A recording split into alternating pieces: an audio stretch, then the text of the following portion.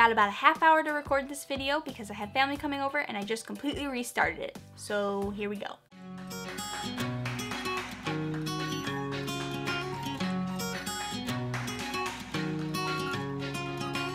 Look at her, just keeps on getting better with her hand in mine, so we're walking by the shore. Hey guys, so today I'm here to do my 1 month postpartum and REVELYNN'S 1 month update. I am recording this a day early because tomorrow is actually Super Bowl Sunday here in the United States, so that means partying and not really watching the football game but watching the commercials. So we will be busy tomorrow, so I wouldn't have time to record and upload, so I'm doing it tonight. I just wanted to give you guys a quick few updates on what's going on. At the end I will bring Revelyn in because she's being a little bit fussy, so she didn't want to sit in my lap the whole time. But I of course will bring her for you guys to see her again. So I'm going to start off with my postpartum update. There is not a ton to update. I am still bleeding, unfortunately. It's not a ton. I am still using the mama cloth and it's going really well, and I'm really happy that I decided to go that route. It's just super easy, like I can't even explain. I don't really have much pain down there anymore. There is some, but it's nothing compared to what it was in the beginning, and it's only every so often, and occasionally I still have some uterine pains, kind of like the uterine contraction pain that you have after, but it's very infrequent and it's nothing to worry about. An interesting thing that I've noticed is during my pregnancy, I did notice that my hair grew, for sure. It has never been this long before. Actually, you can't even see it all in the frame. That's kind of crazy. But I did notice that my nails have grown like crazy since I've given birth. I don't know why. I always thought your hair and your nails grew during pregnancy, but as soon as I gave birth to her, they just grow nonstop. But the weird part is that my index fingers and my thumb don't really grow that much. It's really just these three. I don't know why. I mean, they still are longer than they've ever been, but these three are like crazy long. I actually like thought about painting them and I never do that.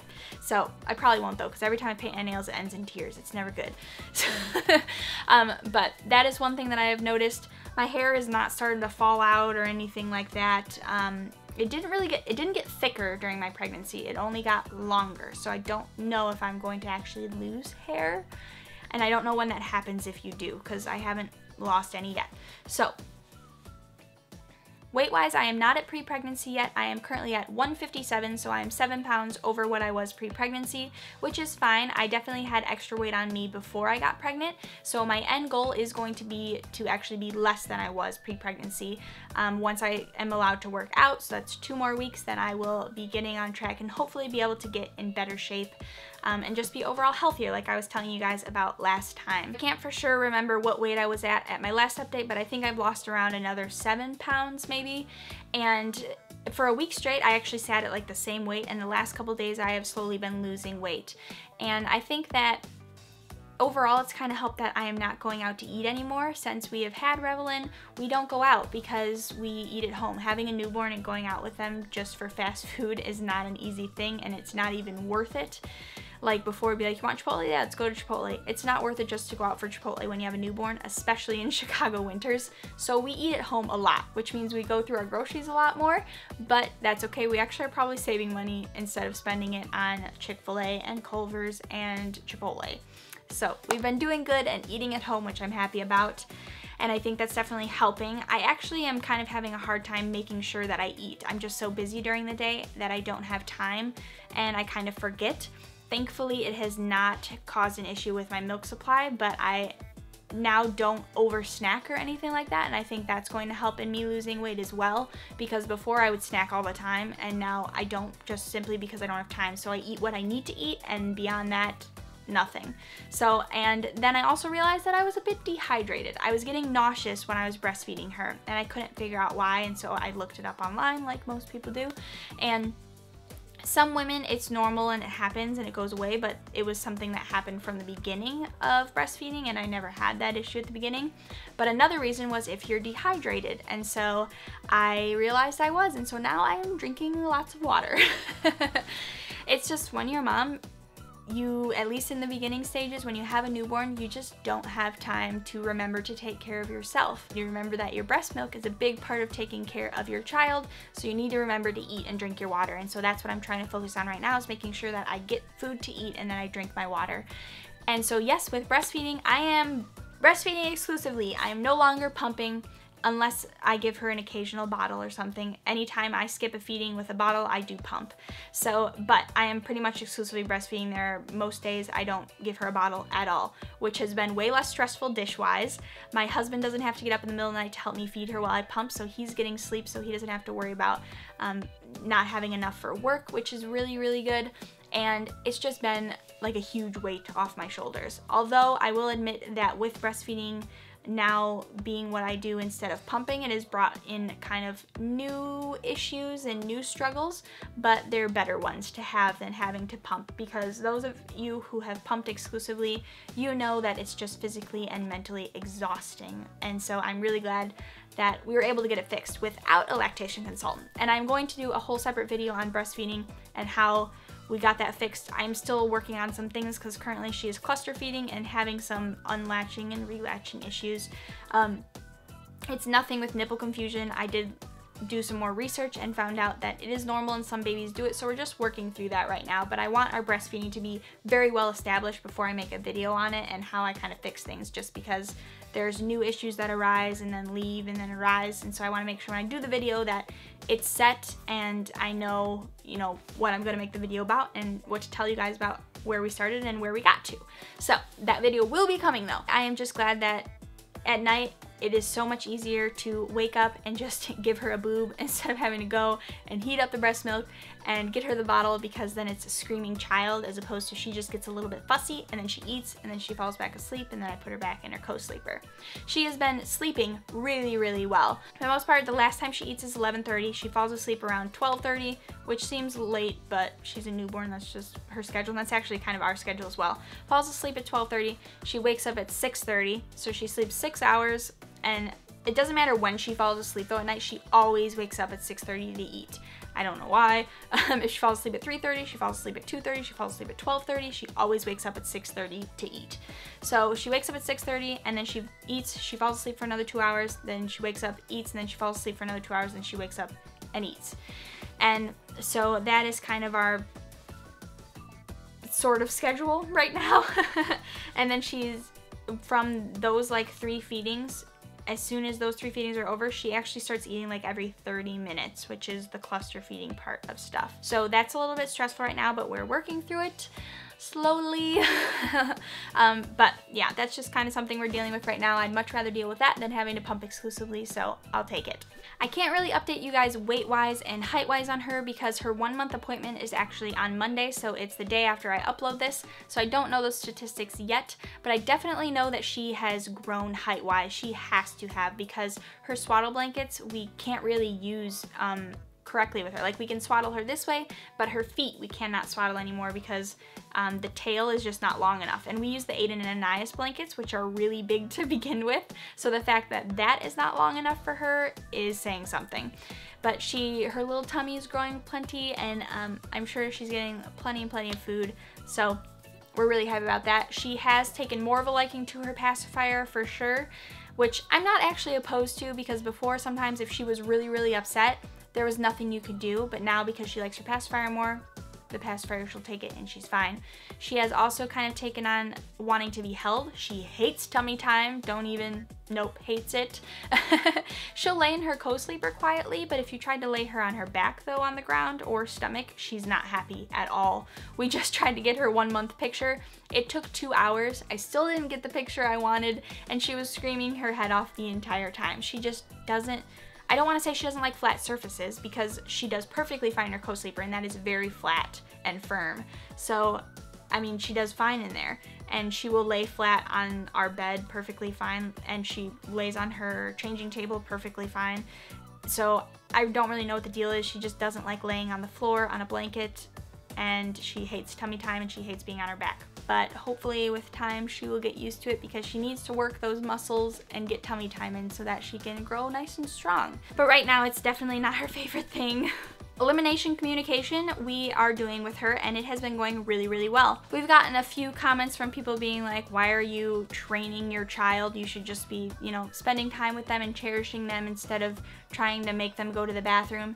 And honestly, I think that's a load of bull crap for moms to judge someone for doing elimination communication, especially because she hates diapers. She hates wet diapers. She hates poopy diapers. She will scream her head off until you change her diaper. And now with EC, she actually will scream her head off until you take her diaper off so she can go to the bathroom. So she actually waits to go pee until you take her diaper off. It seems right now that the only time she will go to the bathroom in her diaper is while she's sleeping. If she's awake, she will scream her head off until you take it off so she can pee. So what we did to kind of start EC with her is we would just lay her on her changing table. We would take the diaper off, and so we could see if she was peeing or not, and we would say a sound as soon as she started to pee. And then now we say the sound before until she then realizes she's supposed to pee now, and then as soon as she stops, we stop the sound. And so now she's actually gone pee in the baby potty twice on demand, and she's gone poop in there as well. So she's doing really, really good. I mostly EC her in her diaper though on the changing table, just because she's so small. It is kind of hard to work with the potty, so we only use it so often. But it is perfectly fine to do it that way because it's actually sound that she's learning to go to the bathroom, not the item, if that makes sense. It is going well though, and she definitely much prefers peeing with the diaper off than on, and so now she does not pee in it when she is awake. So that's pretty cool. Honestly, I was skeptical about whether it would work or not. I know it had worked for many moms, but I wasn't sure if it was going to, and it seems that it really does. So it's very fascinating. If you guys want to learn about it, I actually have the book right here. It's called The Diaper-Free Baby. So it's The Diaper-Free Baby by Christine Groslow. So go ahead and pick it up if you want to learn about it. Even if your baby is a little bit older, it's not too late for you guys to do it. It just takes a little bit more hard work, that's all. So I did have Revlyn in my hands, about to show you guys her and such and talk about cloth diapering, but she then spit up everything. So she actually hasn't spit up that much in a long time, so I'm not sure why, but like literally everything she just ate came out, and it was a lot. But that makes me know that at least I am producing plenty of milk for her. But I was going to tell you guys about how cloth diapering is going. We actually stopped cloth diapering for the most part for a short while, not because cloth diapering wasn't working out, but because I was getting so stressed out with breastfeeding that I just could not focus on doing all of these different things. And so my husband just said, just use disposables. If we need to buy more, we'll buy more. Don't worry about it. And so breastfeeding right now, I'm still trying to work through and get stuff figured out. It's not perfect, but very, very shortly, probably as soon as actually I empty this next pail out of the disposables, we will go back to cloth diapering during the day and using the disposables that we have either when we're out, and I probably actually don't really need to use them at night anymore because she's sleeping longer. We don't really change her diaper at night. I don't change her diaper after the first feeding because she just falls back asleep. She's not really wet, and I put her back, and so the next feeding I change her. So she will probably be in strictly cloth very soon, but I'm thinking that we may possibly stick to disposables when we're out. Maybe not. I don't really know. The nice thing about cloth diapering is it's not an all or nothing. You can choose if you want to do it when you're out, at night, during the day, only during the day, only at night, only when you're out. You can choose what you want to do. I mean, no mother should judge you based on how much you decide to cloth diaper. And we use the Honest Company disposables when we are not using cloth diapers. So I still feel very good about the diapers that I am putting her in when she is in disposables. So right now we're just doing what works best for us, but we are still cloth diapering, and we did not pause based on that the cloth diapering wasn't working out. It works really well. We had one really small tiny leak and no blowouts though at all. So it's been going really well, and we will be back to hopefully almost full time very, very soon. Okay, so I have a little Miss Crankster here. It's because now her tummy's empty because she threw it all up, so I'll have to feed her again. As you can see, her hair has not stopped growing. A lot of people have asked if she started losing it yet or something like that. Honestly, her hair is grown, and so I don't know if she's ever going to lose any hair. I know some babies do and some babies don't. Her hair just seems to be growing though. It has gotten lighter for sure. I don't know if you guys will be able to tell, but it has gotten lighter, and there are some like strictly blonde hairs in there now. And her eyes, I don't think she will let me show you guys because she's kind of picky when she's cranky about how to be held.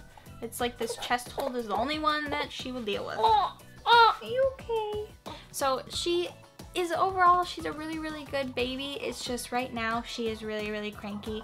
That is actually something I completely forgot to talk about, is that my pediatrician actually said that she needed to be on vitamin D drops because she was breastfeeding. This is something I had never heard of before, but you trust your doctor, and so I put her on them, and I only gave them to her once.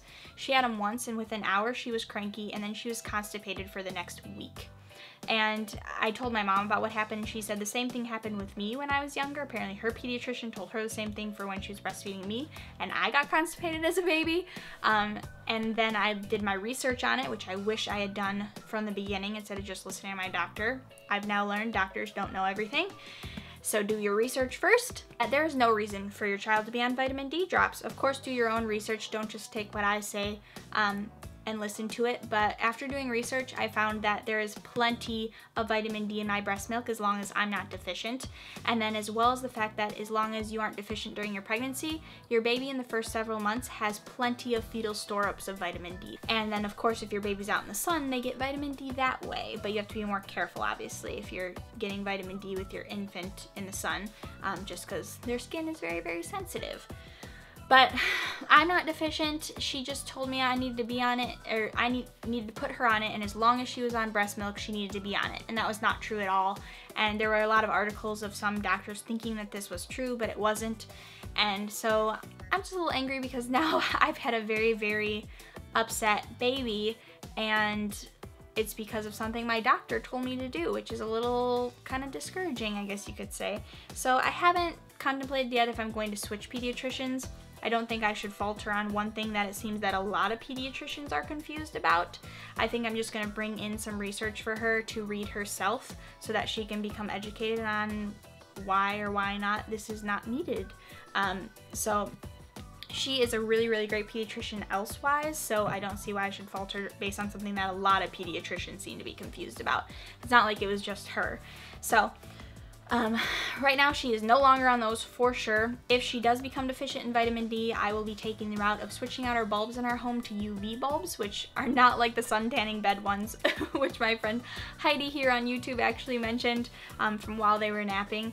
And she had asked if they were like sun tanning bed, which technically the light bulbs in suntan beds are UV ones, but they're not bad for you like that. Nothing like that. So if she does become deficient, I will go that route, or hopefully just getting her some sunlight. But unfortunately with Chicago winters right now, that's impossible. But she isn't deficient, nor am I, so I'm not worried about it. I'm just glad that I was able to figure out what it was in time, and so she didn't get another dose of it. And now she's passed out, so maybe I can turn around for you guys. Let's see. Let's see, let's see. She got my hair. Well, here you go. You can see her front facing now. She does have baby acne right now, which I don't know if it will show up in camera because I can't tell in the viewfinder. But she does have baby acne right now, which is just normal thing that happens around this time, around 3 or 4 weeks, I believe. It will show up in some babies and some from birth. It got a little bit worse over the last couple days, and I had posted about it on Instagram, and a lot of you awesome moms suggested breast milk on her face, so we've been doing that, and we'll see if hopefully that helps. But it doesn't bother her and it doesn't hurt her, so I'm not worried about it. She just got a little bit of baby acne. Either way, you're the most beautiful thing in the world, so it doesn't matter. I also can't remember if I mentioned her clogged duct. She has a clogged eye duct on this side, so it gets kind of gunky a lot faster than the other side. Probably actually the other side doesn't really get gunky at all. And my pediatrician said that's normal. A lot of babies get it, and she mentioned some ways to help it, so we've been doing that. And the only reason to worry is if it lasts over a year. So she does have that though, but she's doing really, really good, right? She's sleeping right now, which is good because that means she's not super hungry. So that is going to be it for my update for you guys. I'm going to do a quick 1-month postpartum belly shot for you guys, and I may continue to do them. I don't know for how long, but yeah, I am wearing the same pants that I wore in the last one, just to let you know. I was actually wearing the same exact outfit, then realized I was wearing the same exact outfit and changed my shirt. I am going to get that for you guys, and then I will see you next time.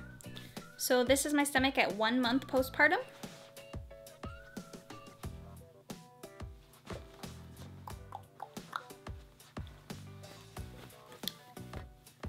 And with a shirt on.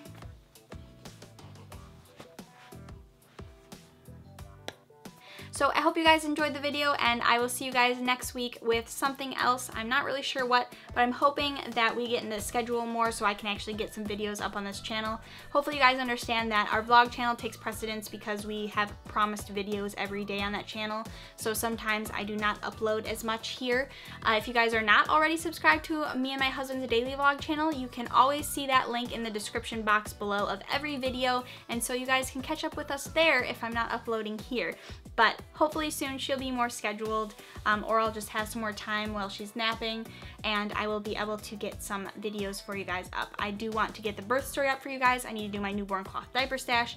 There's a whole plethora of videos I really want to do for you guys. I just haven't had the time, unfortunately, and she is the most important thing right now, so I'm trying to take care of her while making sure that we still stick to our daily vlogs for you guys. So thank you for watching, and I will see you guys next time. Bye. It kind of was like that for the first week, and then it did get better. I kept wondering, is it going to feel like this forever? And it doesn't. So if you're in that space right now, or if you're currently pregnant and you go through that, it does get better and it does go away. Obviously, if it doesn't, I think for like a week straight, you should go to your doctor because there's a chance that you could have postpartum depression.